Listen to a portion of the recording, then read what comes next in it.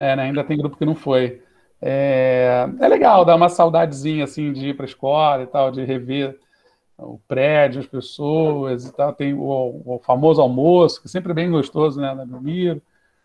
Mas dá uma sensação também estranha, por outro lado, que a gente tem pouca gente na escola, a escola meio esvaziada, né, sem quase ninguém, todo mundo um pouco assim, sem saber o que, que pode, o que, que não pode fazer, mas está todo mundo seguindo todos os protocolos de bonitinho, assim, os alunos colaboraram muito, vocês têm colaborado muito, está dando para a gente fazer as aulas de um jeito legal. Vamos lá, vou compartilhar aqui a tela, mas eu estou procurando aqui, porque mudou aqui, apresentar. Mudou o modelo aqui, não sei por quê. Ok.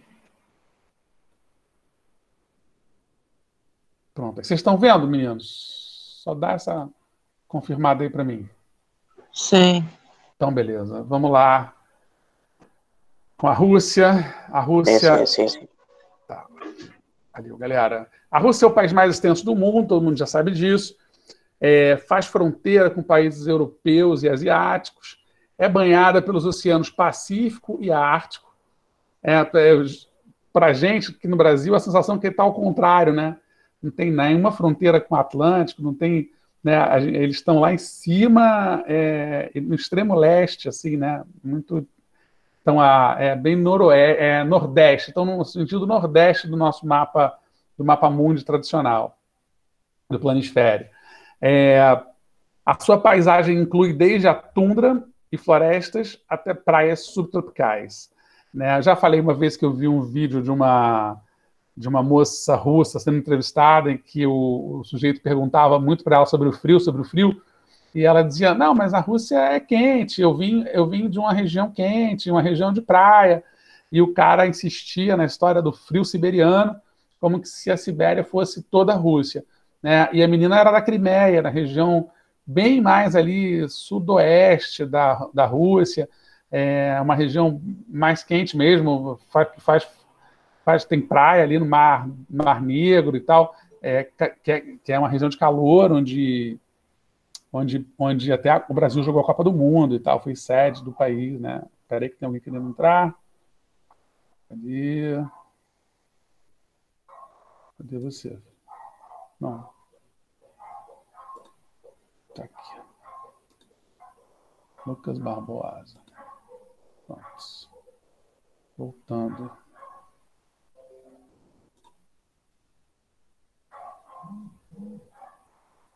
Não, não quero parar.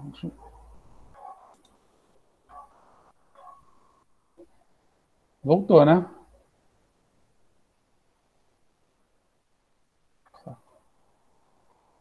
Bom, a nação é famosa pelas companhias do balé Bolshoi de Moscou, né, e do Mariinsky de São Petersburgo. Moscou e São Petersburgo são as cidades mais importantes da Rússia. Esse foi o mapinha que eu fiz da Rússia lá na sala de aula. É, achei interessante para mostrar aqui. Opa, mais um entrando, vamos lá.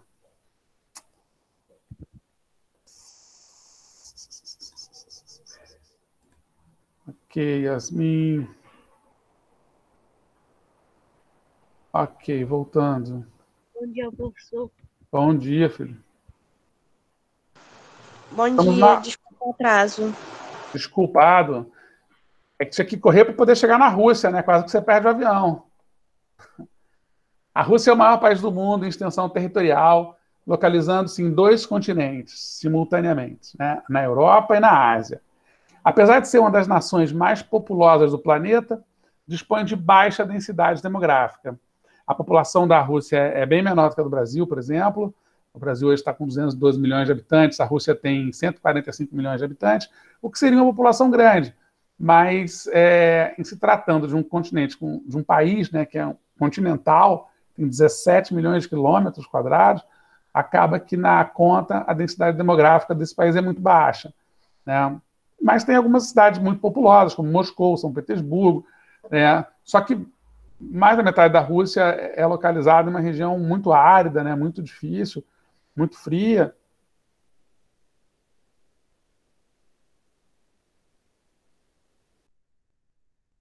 Um dos climas predominantes no país é o com áreas de ocorrência de clima polar, né, lá no extremo norte. Seu relevo se divide entre planícies e planaltos e abriga a maior elevação da Europa, o Monte Elbrus. O país é um dos principais produtores e exportadores de petróleo e gás natural do mundo. Dados gerais sobre a Rússia. Eu sempre acho legal mostrar esses dados gerais, porque a gente tem muito claramente assim, né, as divisões do que difere de um país do outro e tal. Então, o nome oficial da Rússia é Federação Russa. Se fala russo aliás, o gentílico é russo, né? Quem nasce na Rússia é russo. Tem uma extensão territorial de mais de 17 milhões de quilômetros quadrados. Tentando ser mais preciso, 17 milhões 98.246 quilômetros quadrados. É localizado entre os continentes europeu e asiático, né? Ou melhor, está nos dois continentes. Sua capital é Moscou. O clima predominante é continental úmido e o polar. O governo é uma república federal semipresidencialista, né? Aliás, cujo presidente é o Vladimir Putin, que anda muito na moda hoje em dia, né? Mas que está no poder efetivamente ali desde o ano 2000. Ora é primeiro-ministro, ora ele é presidente, ele fica indo de um lugar para o outro, mas ele está sempre se mantendo no poder, tá? A divisão administrativa da Rússia é a seguinte: ela é dividida em 26 províncias. As províncias deles são algo parecido com os nossos estados, tá?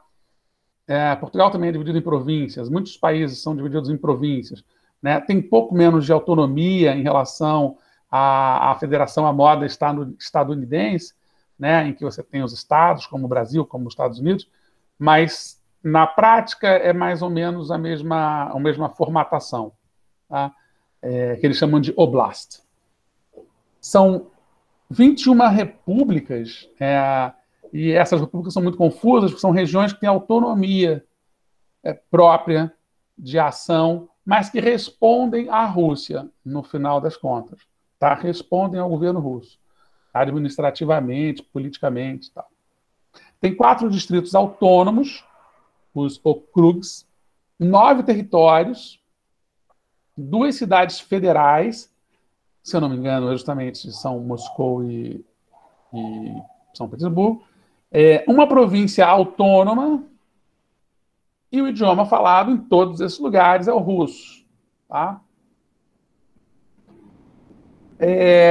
São muitas religiões, mas a maior parte da religião da população é católica ortodoxa, ou cristã ortodoxa, que é uma variação da Igreja Católica, que existe basicamente ali naquela região do leste europeu, né? Na Rússia, na Polônia, e nesses países aí, Ucrânia, Hungria e tal. Religiões desconhecidas são 31%, o islamismo já é praticado por mais de 10% da população, 8% são não religiosos ou ateus, e 3,6% tem outras religiões cristãs, como evangélicos, né, de diversas igrejas, e mesmo católicos e tal. Outras religiões, 2%, geralmente de imigrantes, né? A população atual da Rússia está em 145.934.000 habitantes, segundo a ONU, os dados mais recentes que a gente tem, mas tem uma densidade demográfica de 8,9 habitantes por quilômetro quadrado. É menor até do que a do Brasil, né? Bem menor que a do Brasil, aliás. O Brasil acho que está em 23, uma coisa assim. Em compensação, o índice de desenvolvimento humano da Rússia é de 0,824. Eles estão muito acima do Brasil, né? Bem acima. A moeda é o rublo russo. Se é rublo russo, é porque deve ter rublo de outros países, mas eu desconheço. O PIB, né, que é o Produto Interno Bruto, é de 1,7 trilhão, né, 1 trilhão e 700 milhões de dólares.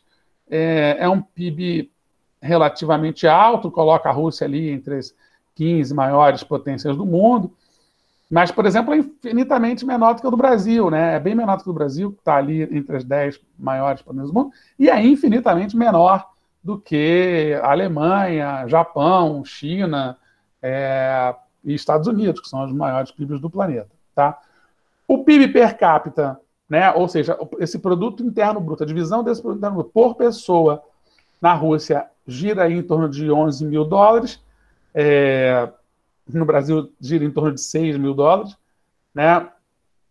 E os fusos horários, eu até errei, eu tinha dito para vocês nas outras aulas, na outra aula, que eram 9 fusos horários, mas eu vi ali no mapa que são 11 fusos horários, ou seja, quase a metade do planeta está ali dividindo fuso horário com a Rússia.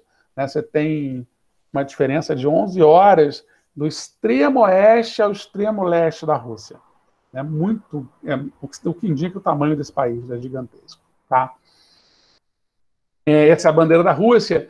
E a Rússia, depois de toda aquela história, né, da história russa e tal, no final das contas, quando cai a União das Repúblicas Socialistas Soviéticas, a Rússia vai se ver numa situação muito delicada, muito complexa do ponto de vista geopolítico, né? Porque ela é uma grande liderança, mas estava esfacelada, estava falida, estava quebrada, e tinha ali em torno dela 17, 18, 19 países que estavam diretamente ligados à Rússia, sob a influência da Rússia ou como parte da União Soviética. Né? Com a dissolução dessa União das Repúblicas, você vai ter, obviamente, a separação desses países, né? E aí a Rússia pensa na criação justamente da comunidade dos Estados independentes, comunidade essa que existe sob liderança da própria Rússia, que foi criada em 91, né, logo depois do caso da União Soviética, com a participação de 15 países. Em 2009, a Geórgia se retira da comunidade por problemas políticos com a Rússia, e outros países também acabaram optando por não fazer parte, como a Letônia, a Estônia, a Lituânia. E, no final das contas, a CEI atualmente conta com 11 países membros, né? A Rússia, o Cazaquistão, a Ucrânia, o Uzbequistão, Belarus, Azerbaijão, Turcomenistão, Armênia, Moldávia, Tadiquistão e Quirguistão. A CEI é um bloco político e econômico criado com o objetivo de manter a cooperação entre as ex-repúblicas socialistas soviéticas, de modo a colaborar para que a transição da economia planificada, de modo a colaborar para a transição da economia planificada para uma economia de mercado, tá? Para que isso acontecesse de um jeito menos traumático, né? Lembro justamente nessa aula confusa de segunda ou de terça, não, de segunda, acho, que eu falei que a gente, que era muito difícil, devia ser muito apavorante até você viver num país de 70 anos, numa sociedade em que não existia propriedade privada, você não era dono de nada, o Estado era dono de tudo. Você recebia seu salário pela função que você exercia e você morava numa casa ou num apartamento pela funcionalidade da sua função e por decisão do governo. Você mora na casa tal, ele mora na casa tal e tal. Acaba a União Soviética e tudo que era do Estado passa a ser privado. E aí você fica num dilema, você não sabe se aquela casa é tua, se aquela casa é do governo. Você não, aliás, esse é um estudo que eu ainda vou fazer, porque eu acho que deve ter sido muito difícil fazer essa transição, né? Entender como é que ela funcionava, entender ou perceber ali onde é meu direito, onde que entra a questão dos direitos, né? Enfim, das legislações, dos próprios salários, né? Você está numa empresa pública, de repente ela vira privada, né? A empresa pública, você se caracteriza até por ganhar um salário um pouco menor, mas porque você é um servidor do Estado, mas você tem, por outro lado, estabilidade, você tem certeza de aposentadoria, você tem uma série de outros benefícios. Né? Vira privada a empresa e aí você pode ser demitido, você pode você tem meta de desempenho, e ninguém sabia o que fazer com isso, como fazer isso, né? Deve ter sido uma transição bastante traumática para todos esses países, não só para a Rússia. Em relação às relações exteriores, né, a Rússia hoje participa do BRICS, da União Econômica Euroasiática, da Cooperação Econômica Ásia-Pacífico, do Banco Mundial, da ONU, né, como membro permanente do Conselho de Segurança, do FMI, como um dos bons devedores que ela é, e do G20. Tá? Ela foi meio que afastada do G8 agora, que virou G7, mas o papel dela nesse G8, né, nesse Conselho de Segurança, fundamental, é permanente, mas nesse grupo dos países mais desenvolvidos, é importante justamente pela questão armamentista, o potencial bélico, né, o tamanho do país, a sua importância na corrida espacial, enfim, não tem como não ter a Rússia estrategicamente nesses grandes conselhos mundiais. A história da Rússia.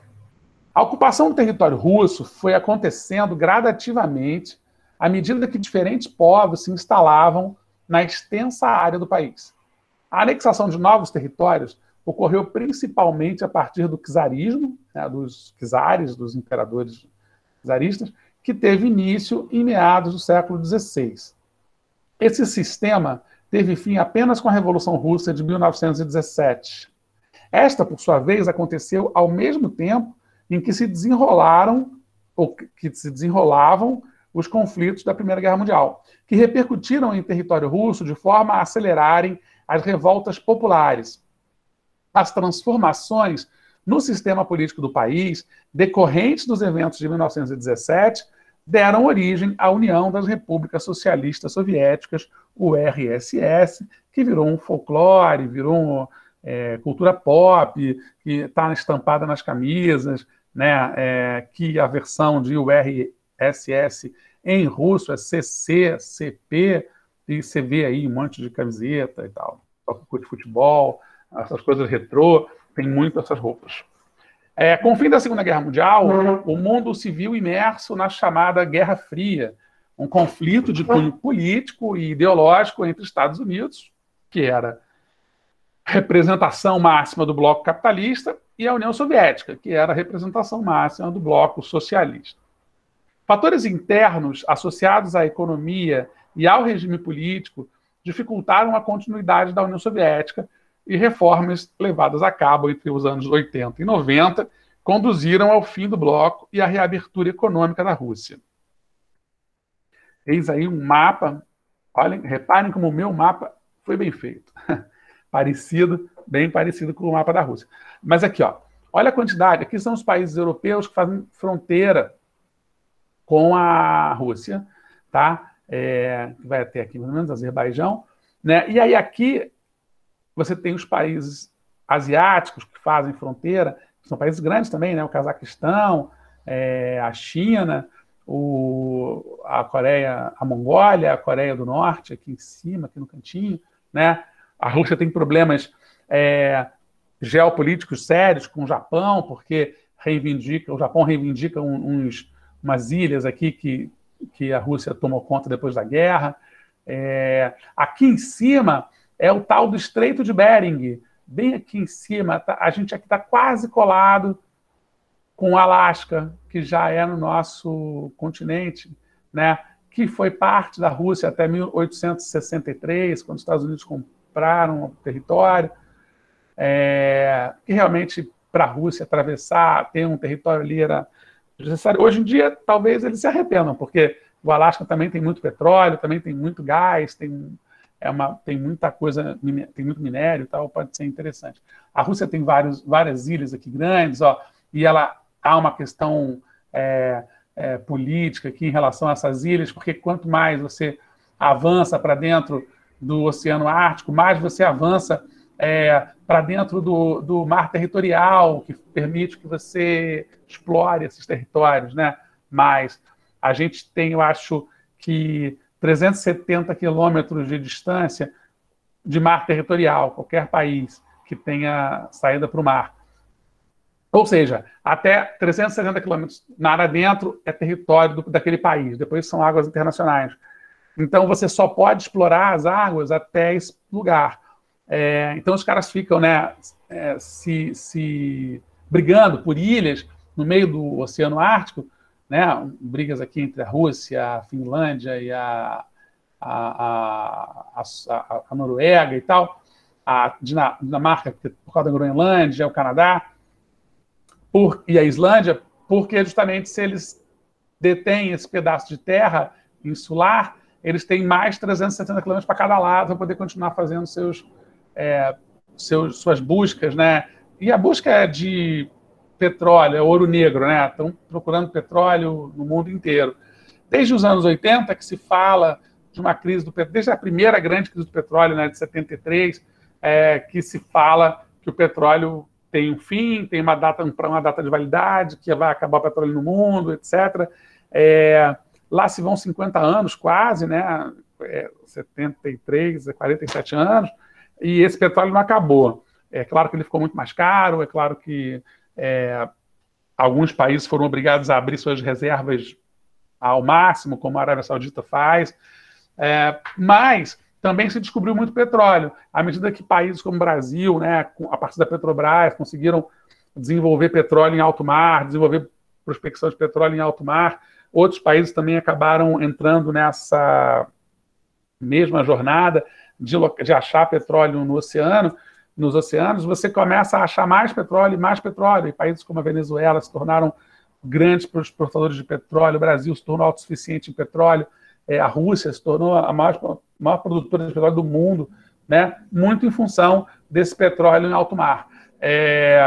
Então, assim, as reservas vão sendo descobertas à medida que você vai achando que está tudo escasseando. Então, acho que a gente ainda vai ter petróleo por um bom tempo, imagino. Assim, né? Talvez a geração dos filhos de vocês tenha, de fato, uma escassez muito grande de petróleo. Aquela previsão de que em 2050 não ia ter mais petróleo no mundo, acho que não vai vingar. Acho que vai ter menos, e a gente já está desenvolvendo uma série de tecnologias para depender menos do petróleo. Mas ainda somos, no mundo, muito dependentes do petróleo. Muito petróleo dependentes, né? Aí aqui, ó, Moscou, que é a capital, a São Petersburgo está aqui, muito próximo da Finlândia, né? Uma região mais fria da Rússia. Dizem que é uma cidade lindíssima. E olha só o tamanho, gente, é impressionante o tamanho desse lugar, cara. Aqui vai dar Ucrânia, né? O extremo oeste aqui, né? Ucrânia, Belarus e a Ucrânia aqui. Até o outro lado, gente, a outra ponta. Cadê Vladivostok? Por aqui, assim. Aqui, Vladivostok, ó, esse finalzinho aqui, fazendo quase fronteira com a Coreia do Norte. Fazendo fronteira com a Coreia do Norte, literalmente com a China. Tá? A Coreia do Norte está aqui, essa pontinha, ó, de baixo. Tá? É o maior porto, um dos maiores portos do mundo, se não for o maior porto do mundo.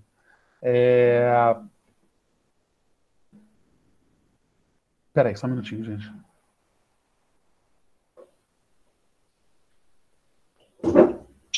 Ivan, eu estou dando aula. Te ligo daqui a pouco. Tá, só quero saber se você está em casa. Estou dando aula em casa. Tá, valeu. Valeu. E aí desculpa, gente. Tive que atender, que era rapidinho. Bom, então vamos adiante. A Rússia, de novo isso, já falei isso, é o maior país em extensão territorial do mundo, possui uma área de 17.098.246 km² e se estende por 2 continentes, Europa e Ásia, com uma linha costeira de 37.653 quilômetros. Limita-se ao norte com o Oceano Ártico. Tá?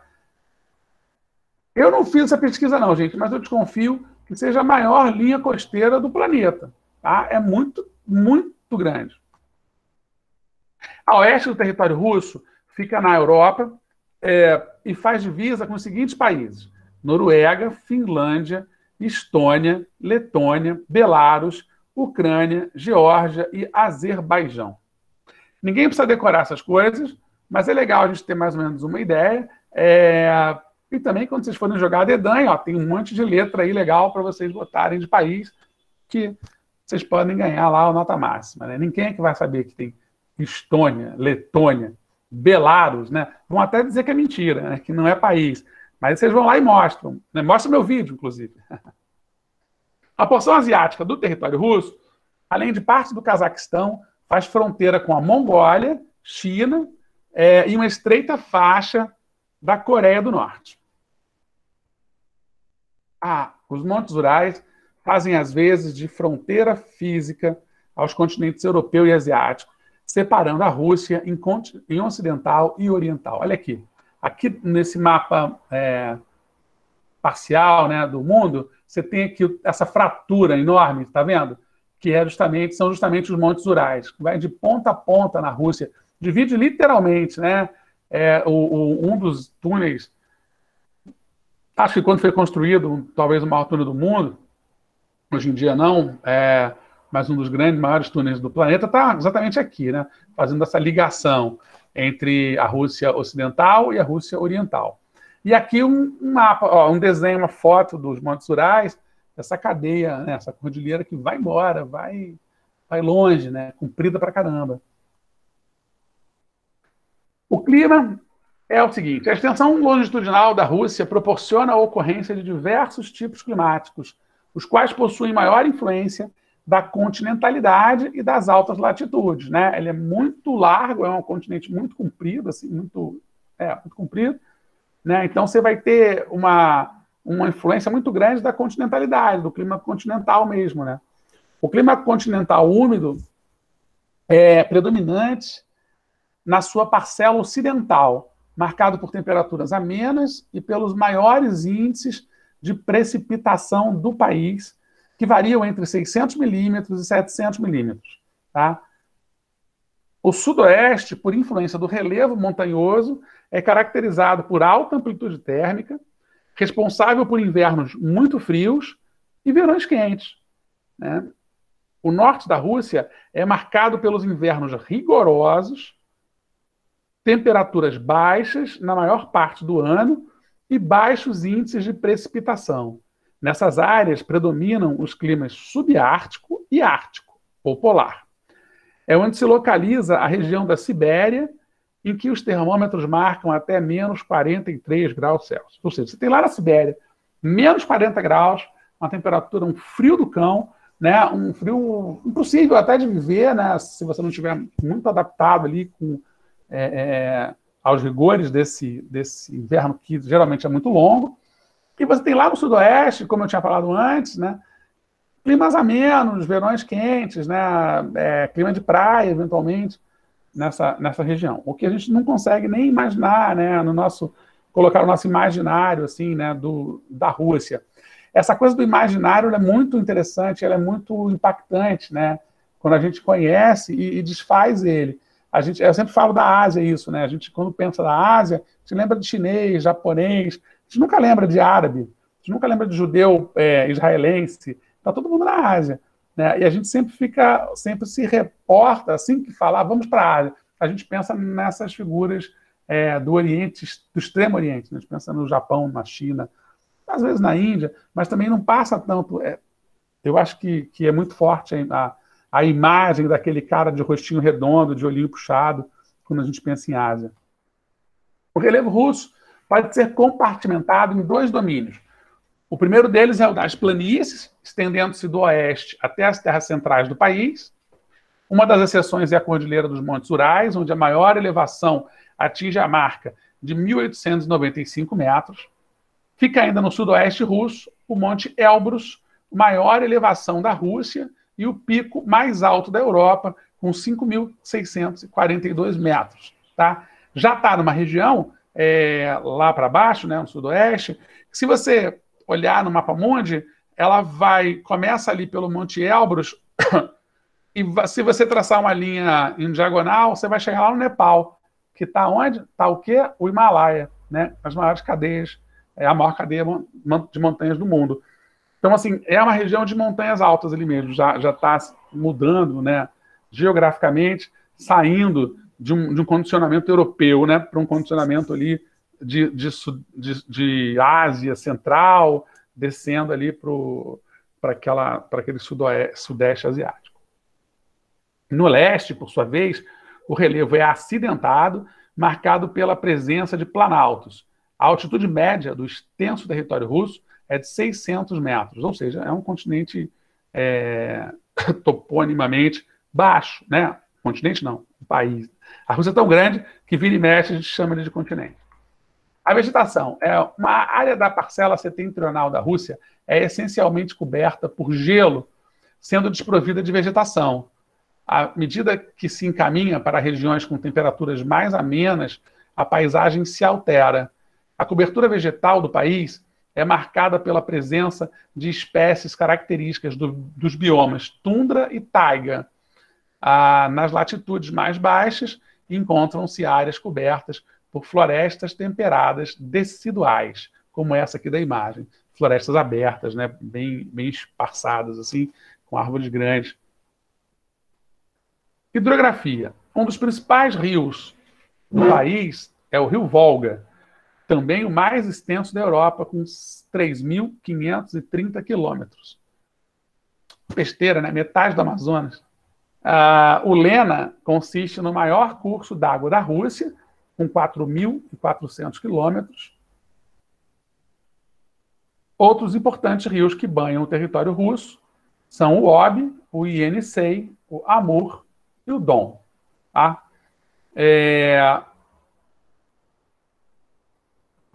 O Volga é o mais extenso da Europa. Tá? O Lena é o maior rio da Rússia, mas ele já está todo em continente asiático, tá bom? Só para não ficar confusão. Tá aqui, ó. Esse aqui é o rio Volga. Dá essa voltinha aqui e passa por outros países além da Rússia. A demografia da Rússia. A população da Rússia é de 145.934 mil habitantes. 145.934 mil habitantes. A gente viu dados diferentes, né? Antes, deixa eu voltar aqui. 145 milhões, 90 e tantos mil habitantes. Que eu acho que esses dados da ONU são mais... não. Era a distância. Confundi com a distância. Então é isso. 145 milhões, 934 mil habitantes, quase 146 milhões de habitantes, conforme as estimativas da ONU para 2020, com a maioria habitando a porção europeia do país. Eles falam em estimativa, acho que eu já falei isso exaustivamente com vocês, mas não custa nada relembrar. Como a gente está vivendo um período de pandemia, muitos países do mundo não conseguiram fazer seus censos populacionais. E os censos, de uma maneira geral, do mundo todo, são muito parecidos com o nosso. Você contrata uma equipe de pessoas enorme, né, e vai de casa em casa, ou faz pelo telefone, ou faz...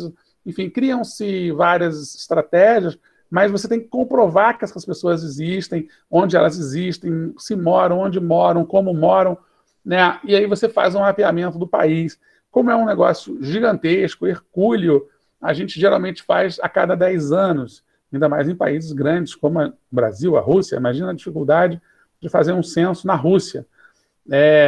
Então, esses dados acabam, provavelmente estão meio desatualizados, mas, enfim, você continua tendo estimativa aí, né, razoavelmente precisa, porque você tem dados de vivos, dados de nascimentos, dados de mortes, você tem dados de casamentos no registro civil, você tem dados, né, de gente que ingressa em hospital, então você tem uma série de informações que permitem, dados de alistamento militar, né, dados eleitorais, né, do voto. Então você tem aí, você consegue ter mais ou menos uma dimensão de como tem, mas não tem a precisão de um censo, tá? Por isso são estimativas. Com a maior parte da população russa morando na porção europeia do país. Embora seja uma das maiores populações mundiais, a Rússia possui uma baixíssima densidade demográfica, de apenas 8,9 habitantes por quilômetro quadrado. A população russa cresce atualmente a uma taxa de 0,1 ao ano, Ou seja, é praticamente zero, né? Praticamente não cresce. Então, assim, por isso que acho que há 20, 30 anos atrás, ou não, 82, 40 anos atrás, a população russa era maior que a do Brasil, né? Hoje, a população russa é bem menor que a do Brasil, continua tendo crescimento de mais de 2%. Então, tem diminuído muito, mas se eu vou aumentando exponencialmente a população brasileira, né? Acho que até 2030 e tal, depois a gente vai dar provavelmente pelas estimativas, dar uma freada nesse desenvolvimento populacional. Mas lá, já desde o final do século XX, que a população praticamente não cresce. A capital, Moscou, é a cidade mais populosa da Rússia, com 12.476.200 habitantes, e na sequência está São Petersburgo, com 5,5 milhões de habitantes. No total, 76% da população russa vive em áreas urbanas. A Rússia é composta por pessoas de diversas nacionalidades e grupos étnicos, sendo eles tatar, basquires, chuvaches, chechenos, que juntos representam 6,8% da população. Os ucranianos somam 1,4% da população, enquanto os nascidos na Rússia são 77,7% da população, conforme estimativas de 2010. A idade mediana da população russa é de 40 anos, né, 40,3, ao passo que a expectativa de vida ao nascer no país é de 72,16 anos. É menor que a do Brasil, viu? O Brasil, a gente já está em 74 anos, 73,94, 74 anos arredondando, lá eles estão em 72 anos. Bebem muito, né? Eu acho que...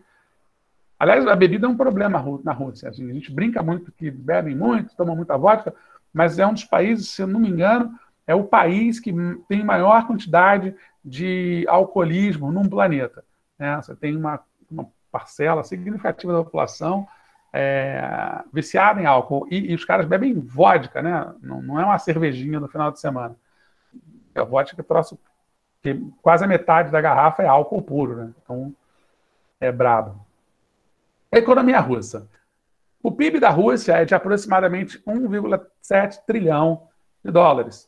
Mais de 60% desse valor são correspondentes aos setores de serviços, também aquele que concentra a maior parcela da mão de obra do país. É uma máxima mundial de populações urbanas, né, que é quase todo mundo hoje em dia, né? O setor de serviços é o setor que mais emprega gente em todos os lugares do planeta.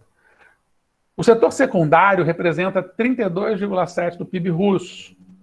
A indústria do país é essencialmente de base, ou seja, continua sendo um setor muito, muito significativo, né? 33% quase do PIB vir da indústria, é uma quantidade muito importante, né? Significativa. Você vê que você junta aí o setor secundário com serviços, você tem 93% quase do produto interno bruto do país. A indústria do país é essencialmente de base, quer dizer, voltada para o desenvolvimento de bens de produção e matérias-primas. A indústria extrativa russa é produtora de metais, compostos químicos, petróleo, carvão e gás natural. Depois vocês voltem, ou em algum vídeo lá meu sobre indústria de base, tem um lá sobre indústria, a gente viu no começo do ano, que acho que vocês podiam ver de novo, para ver essa divisão entre desenvolvimento de bens de produção, bens intermediários e tal, que para ficar mais claro para todo mundo. Tem no livro também, eu não sei exatamente em que página, mas vocês podem dar uma olhada. Se quiser pesquisar na internet, acho importante vocês terem uma clareza sobre o que quais são as divisões da indústria, tá? São geralmente questão de prova, cai em Enem, tem muito material. Posso até voltar a ele outro dia, mas agora não. Mas eu sei que eu tenho um vídeo lá, eu acho que eu dei uma aula sobre isso para vocês. O país desenvolve também equipamentos de transporte, comunicação, veículos e aeronaves. A agricultura representa 4,7% da economia, o que se deve principalmente à baixa disponibilidade de terras agricultáveis no país. Ou seja, o país é imenso, né? Mas não é um ativo agrícola, porque metade do território é gelado, né? Metade do território é inóspito para a agricultura. Então, você não tem. Mesmo assim, você tem cultivos importantes de trigo, de cevada, de aveia, de beterraba, de semente de girassol, de milho e de soja. A cultura russa é construída da diversidade de grupos étnicos que formam a população do país, traduzindo-se na variedade de línguas faladas, religiões praticadas e nas manifestações culturais propriamente ditas. Um dos destaques da cultura russa é a sua literatura. O país é o lar de muitos autores de renome, como Dostoiévski, Tolstói, Tchekhov, entre outros. Nikolai Gogol, você tem uma série, realmente pelo menos esse período aí, no final do século XIX, começo do século XX, você tem os pais do realismo, os escritores talvez dos mais importantes do mundo. Suas obras são conhecidas e traduzidas em diversos idiomas. Outro expoente artístico do país é o balé Bolshoi. O balé é absolutamente inacreditável na Rússia, é uma arte maior, né? Pra vocês terem uma ideia, o balé é tão importante na Rússia que a Marinha russa faz aula de balé. Todos os soldados, todos os marinheiros, a ginástica deles é balé. Os caras fazem balé. Tem aula lá de balé. É muito interessante. É tratado como esporte, é tratado como alguma coisa realmente maior. Então, o balé Bolshoi é o balé mais famoso do mundo, né? Que leva o mesmo nome do grande teatro que se localiza na capital Moscou. Se algum dia vocês forem a Moscou, se for algum dia também, eu acho que é quase que obrigatório conhecer o balé Bolshoi. O Teatro Mariinsky, em São Petersburgo, possui igual relevância para o cenário artístico e cultural do país. Na música, a Rússia possui grandes compositores clássicos como Tchaikovsky e Rachmaninoff. Tá? Deem uma olhada, eu vou procurar, tá aí, vou até procurar, vou ver, se der tempo, uma música do Tchaikovsky aqui para a gente ouvir no final da aula. Além desses, há as famosas bonecas russas, as chamadas matriósticas, que se tornaram um símbolo da tradição cultural russa. São aquelas bonequinhas que você vai abrindo e tem outra dentro, vai abrindo, tem outra dentro, vai abrindo, tem outra dentro. A foto, inclusive, é disso, é de uma bonequinha, de uma matrióstica dessa. Parece que não vai acabar nunca, né? Tem várias. Aí dentro dessa pequenininha tem outra dentro. É mó barato. Infraestrutura. A maior parcela da energia produzida e consumida na Rússia é oriunda de combustíveis fósseis, principalmente gás natural. A matriz energética do país é composta ainda pela hidrelétrica, nuclear e outras fontes como eólica e solar. Mas bem menos, tá? Do que a energia fóssil, que ainda é muito, muito forte lá. Os dados de 2020 indicam que toda a população russa tem acesso à eletricidade. Infelizmente, isso não acontece no nosso querido Brasil. A gente pode achar que é impensável e tal, mas a gente tem vários lugares no Brasil que não só não tem energia elétrica, como não tem sinal de internet, como não tem esgoto, como não tem saneamento básico. A gente vive, infelizmente, entre o futuro, né, 2029, 2030, e o passado do século XIX. Né? Aliás, boa parte da diferença entre países como o Brasil e países como a Rússia ou os países europeus, de maneira geral, é justamente nesse aspecto, né? No aspecto da infraestrutura, que parece que eles resolveram algumas coisas que são básicas hoje em dia e que a gente ainda não resolveu. Nos transportes, a Rússia se destaca internacionalmente pela quantidade de aeroportos, rodovias e ferrovias. Em 2013, era o 5º país com o maior número de aeroportos do mundo, com 1.218 aeroportos. Um país desse tamanho, né, tem que ter, não tem jeito. A rede ferroviária, com 87.157 quilômetros, é a terceira mais extensa do planeta, ficando atrás apenas dos Estados Unidos e da China. E aí se explica também por causa da população, né? A gente não tem como... Estados Unidos e China são países extremamente populosos. Os Estados Unidos tem o dobro da população da Rússia, né? Apesar de ser um território que é metade da Rússia, tem o dobro da população. Então, obviamente, tem muito mais cidades, tem muito mais necessidade de ter uma malha ferroviária e rodoviária do que a própria Rússia, né? E da China, que tem 1,5 bilhão de pessoas, praticamente, então não tem muito termo de comparação. Aliás, não dá para comparar a China com nada, né? Só com a Índia, talvez.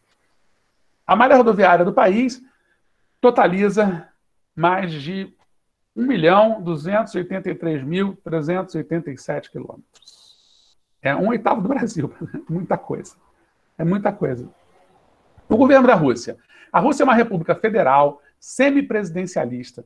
O país possui, assim, um presidente e um primeiro-ministro, que são, respectivamente, o chefe de Estado e o chefe de governo. É isso que eu falei no começo, naquela abertura, que o Vladimir Putin, que é o presidente russo atual, já foi primeiro-ministro, depois saiu, depois voltou como presidente, depois voltou como primeiro-ministro, agora voltou como presidente de novo. Então o cara está há 20 anos no poder, mudando de função ali, mas todo mundo sabe, né, o mundo inteiro sabe, que quem manda na Rússia há 20 anos é ele. A Assembleia Russa é o principal órgão do poder legislativo do país, sendo composta por 2 câmaras. A Duma, que é a Câmara Baixa, e o Conselho da Federação, que é a Câmara Alta. O Congresso deles é mais parecido com o Congresso da monarquia constitucionalista do Reino Unido, né, que tem lá a Câmara dos Lordes e a Câmara dos Comuns, que tem mais ou menos a mesma função, né? A gente pode comparar com o nosso Congresso, né, que seriam a Duma, seriam os deputados federais, e o Conselho da Federação seriam os senadores. Mas, como função específica, eu acho que eles estão mais próximos ali da Câmara dos Lordes e da Câmara dos Comuns. Tá? São detalhes, não são, assim, são diferenças que não são tão... que são significativas do ponto de vista lá interno, mas que não são tão... a gente não precisa esmiuçar tanto, a não ser que você vá querer estudar a Rússia um pouco mais aprofundadamente, tá? Algumas curiosidades sobre a Rússia. O primeiro satélite artificial a ser lançado no espaço foi o soviético Sputnik I, ou Sputnik 1. Seu lançamento ocorreu em 4 de outubro de 1957. Também foi a Rússia, né, que botou no ar o primeiro ser vivo, né, mandou aquela cachorrinha lá, a Laika, que parece que não voltou, né, ou morreu, mas enfim, botou a Laika, depois botou um macaco e depois botou um ser humano.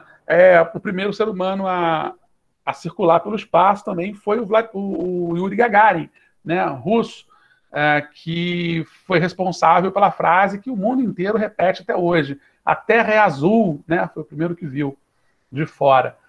Depois os Estados Unidos dão um pulo do gato e conseguem pousar na Lua antes deles, mas por meses. Assim, e aí passam a tomar a liderança nessa corrida espacial. A cidade de Yakutsk, no nordeste do país, é conhecida como a cidade mais fria do mundo. A menor temperatura já registrada foi de menos 63,8 graus Celsius, enquanto a média no inverno fica em torno de menos 40. Que lugar frio, hein, gente? Não consigo nem imaginar. Nem imaginar. Eu já peguei menos... Quanto que eu já peguei? Menos 8. E era um frio insuportável. Eu imagino menos 63, sei lá. Fica na Rússia, na fronteira com a Mongólia, o lago mais antigo e mais profundo do mundo. O Lago Baikal, com 1.700 metros de profundidade e aproximadamente 25 milhões de anos. Não sei como eles fizeram esse cálculo, mas é impressionante, né? 25 milhões de anos. A Transiberiana é a ferrovia mais extensa do mundo. A rota entre Moscou e Vladivostok é de 9.288 quilômetros, sendo percorrida em 7 ou 8 dias. Imagina, você pega um trem aqui, vai até Belém em 3 dias, volta de Belém, mais 3 dias, vai de novo para Belém, mais 3 dias, aí você chega em Vladivostok. É muito chão, gente.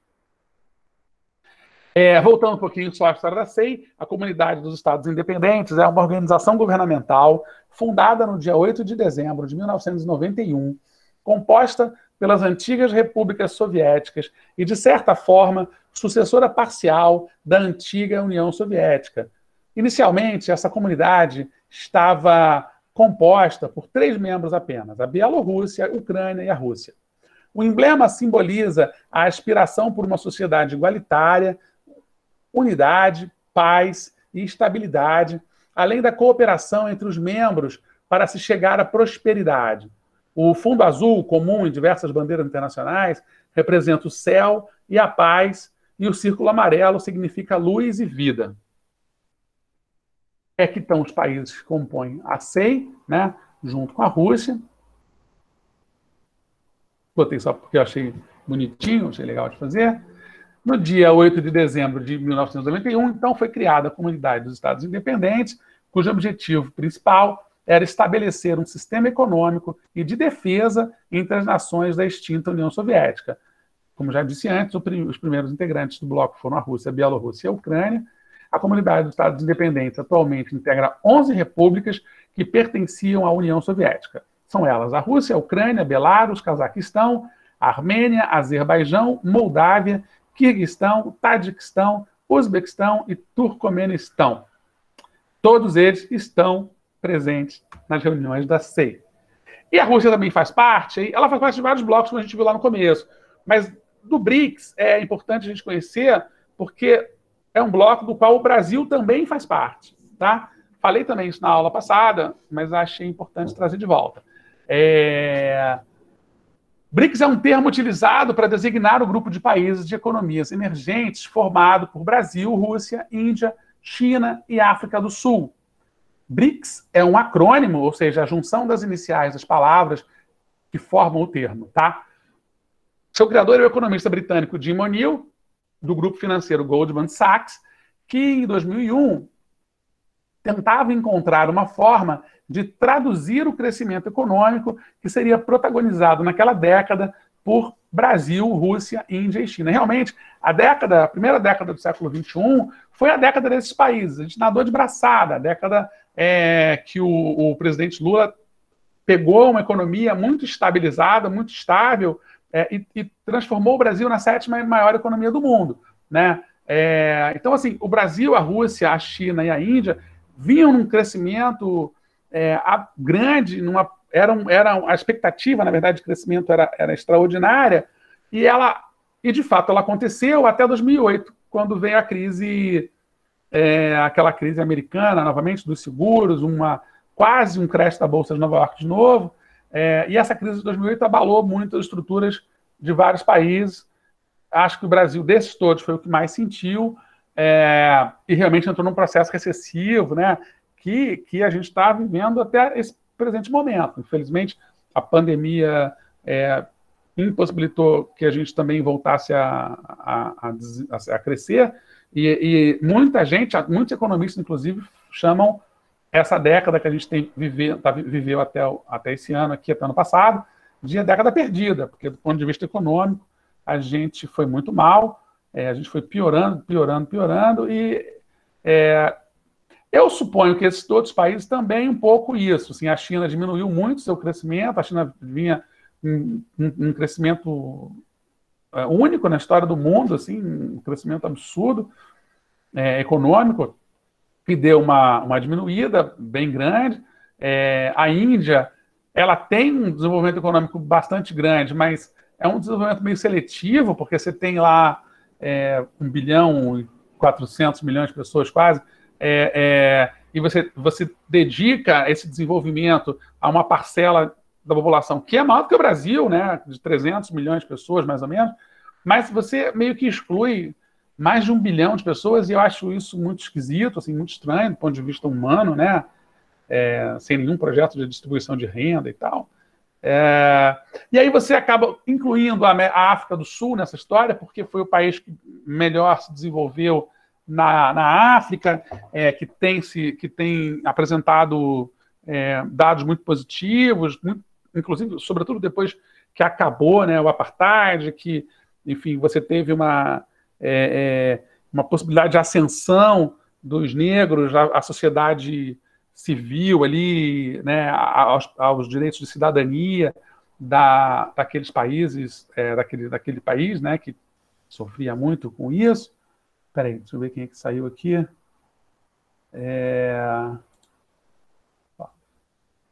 Fala, Leonardo. E aí esses países passam a se tornar, de fato, cadê? Do atual, por favor. Esses países passam a se tornar países extremamente importantes do ponto de vista econômico.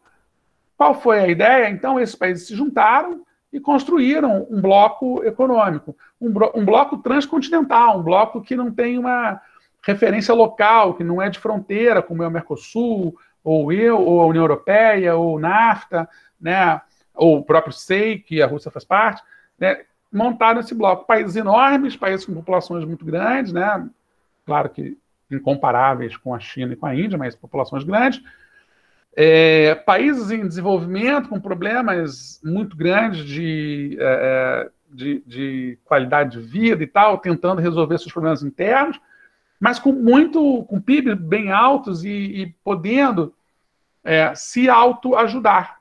E isso que acho que faz com que esse bloco seja um bloco a ser pensado. Assim. O Brasil faz parte de alguns blocos que me parecem muito importantes. Esse é um deles. Tá?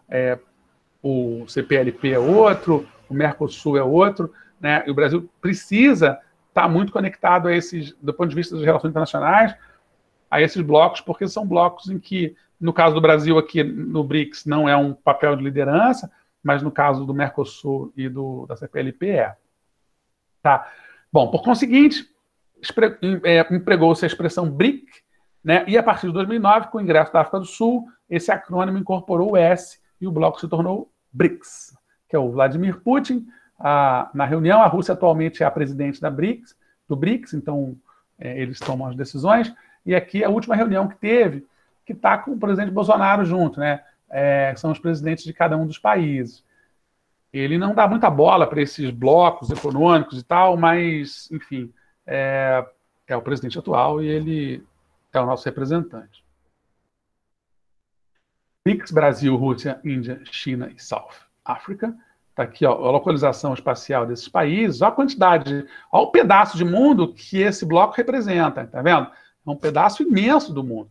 Né? Então, há que se respeitar o BRICS. Dito isto, tudo. Eu vou procurar. Deixa eu procurar aqui rapidinho. Deixa eu ver se eu acho uma música do Tchaikovsky e ver se a gente consegue. Não, cadê? Cadê vocês, gente? Me perdi de vocês aqui. Vocês estão aqui. Vamos ver. Deixa eu ver se eu acho aqui, só para a gente acabar a aula, ouvindo uma música do Tchaikovsky. Tem que ser como é que é? Na aba do Chrome, não é isso? Tchaikovsky. Piano, concerto 1.